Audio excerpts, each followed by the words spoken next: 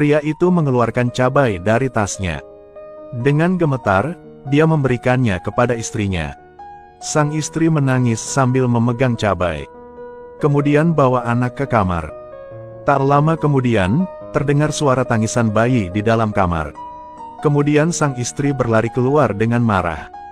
"Tran Trung Tah, kau bukan manusia." Ternyata suami istri mereka melakukan hal itu untuk menyapih bayi. Nama pria itu adalah Tran Trung Tah. Dia masih muda dan memiliki 2 anak. Hanya saja anak yang lebih besar adopsi. Putra bungsunya adalah putra kandungnya. Kedua bayi itu menangis karena lapar, namun sang istri tidak mendapat ASI. Hal ini membuat mereka sangat sedih.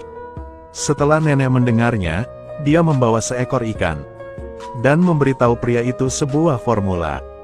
Rebus ikan dan tambahkan 2 ekor belalang sebagai hidangan pembuka. Apakah yang paling bermanfaat untuk produksi susu? Betul, sangat bagus. Maka laki-laki itu dan saudaranya pergi ke ladang untuk menangkap belalang. Tapi selama tahun-tahun sulit itu, bahkan belalang pun sudah menjadi hewan langka. Hanya bisa menangkap belalang dan ikan. Kembali memasak sup untuk istri. Dan setelah sang istri meminum sup ini, ternyata berhasil. Namun susu tersebut hanya cukup untuk diminum oleh 1 anak. Istrinya yang baik hati dan hanya bisa memberikan susu untuk diminum putra sulungnya. Dan memberikan bubuk sereal kepada anak kandungnya. Tak disangka, saat ini sang istri takut anak kandungnya akan kasihan pada dirinya sendiri. Jadi dia memberi anak kandung seteguk ASI. Tanpa diduga, dia tidak lagi ingin minum sereal. Hal ini membuat pasangan itu pusing. Biarkan anak kecil disapih. Pria ini hanya bisa mengambil 1 buah cabai. Karena itulah adegan di awal video terjadi. Kau bukan manusia. Lihatlah wanita yang masuk ke kamar mandi dan mengeluarkan tas hitam dari tubuhnya. Lalu ikat ke jendela kereta. Juga coba cek apakah aman atau tidak. Di luar dugaan, tas berwarna hitam ini tidak tahan lama. Benda-benda di dalamnya tertiup angin dan terjatuh. Setelah wanita itu selesai pergi ke kamar mandi, dia menyentuh tasnya dan menemukan bahwa isinya telah hilang. Dia menangis dan keluar, mencari suami dia. "Ada apa? Kenapa? Kenapa?" Wanita itu memberitahu suaminya bahwa uang keluarganya hilang. Mendengar itu, sang suami segera pergi ke kamar mandi.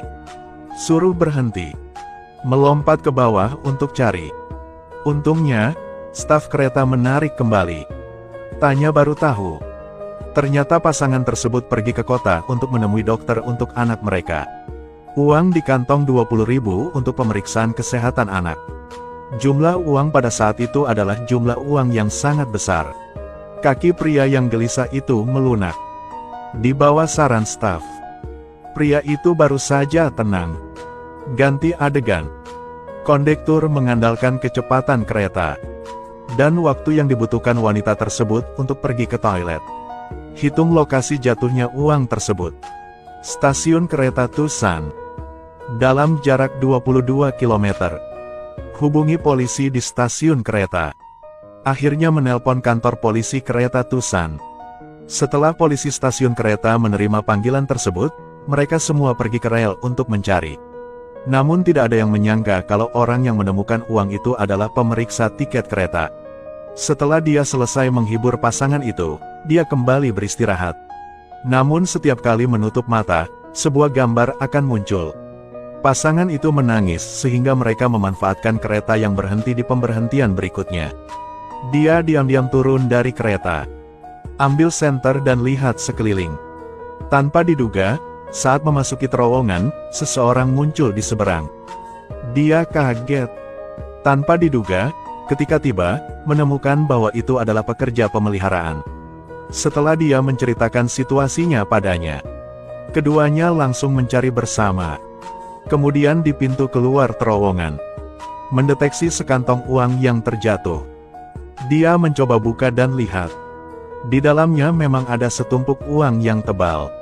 Perhatikan gadis yang menjual kue. Tanpa sengaja melihat seorang pengemis di pinggir jalan. Segera silakan berikan dia sepotong kue. Tak disangka, Pemandangan tersebut terlihat oleh presiden yang lewat. Dia ingat tahun itu ketika dia pergi mengemis makanan. Seorang kakak perempuan yang baik hati memberinya sepotong kue. Rasa pahit dan sengsara itu membuatnya tak terlupakan seumur hidupnya. Jadi dia membeli sepotong kue darinya. Lalu makan sepotong.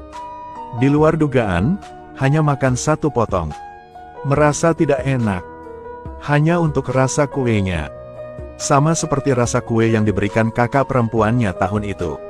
Ketua langsung menangis. Rasa ini. Iya, rasa ini. Pasti rasa ini. Ternyata sejak presiden berhasil beberapa tahun lalu, masih mencari keberadaan dermawan itu. Karena sang kakak tidak hanya memberinya roti untuk dimakan tetapi juga menerima putrinya. Hutu, cepat temukan Hutu. Orang yang membuat kue ini pasti adalah orang kasih saya pada tahun itu. Dia juga yang membawa kakak kamu pergi. Jadi dia duduk di dalam mobil dan mengejar gadis penjual kue itu.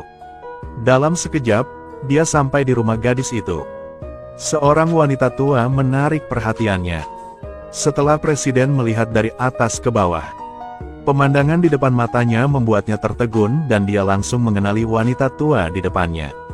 Dia adalah dermawan yang menyelamatkan hidup saya tahun itu. Dia segera berlutut di tanah dan terus membungkuk kepada dermawannya. Wanita tua itu terkejut dengan pemandangan ini dan tidak tahu harus berbuat apa. Kakak, apakah kamu tidak mengingatku lagi? Kau? Presiden bertanya kepada wanita tua itu apakah dia ingat kejadian lebih dari 30 tahun yang lalu. Apakah Anda memberikan 3 potong kue kepada keluarga beranggotakan 3 orang di jalan? Kau adalah orang itu. Iya betul. Adalah saya. Lalu ketua bertanya pada wanita tua itu. Apakah putriku masih hidup? Tanpa diduga, setelah mendengar putrinya, dia berinisiatif untuk keluar. Ayah. Suara ayah ini membuat sang presiden menitikkan air mata sejenak. Tanpa diduga, 30 tahun yang lalu, dia terpaksa memberikan putrinya kepada orang lain. Lebih dari 30 tahun kemudian, dengan mudahnya, dia menemukan putrinya.